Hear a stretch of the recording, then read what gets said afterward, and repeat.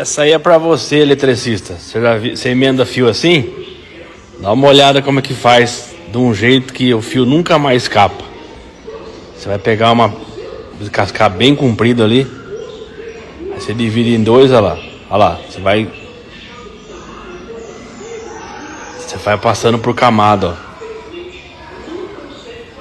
Olha lá, vai e volta, ó. Olha que legal, nem eu tinha visto isso, hein?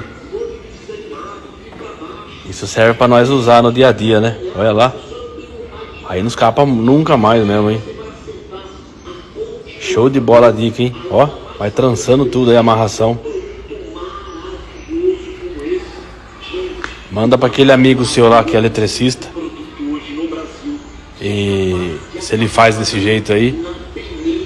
E deixa nos comentários o que vocês acharam. E me segue e compartilha pra mais. Uma semana. E sabe por que isso acontece de forma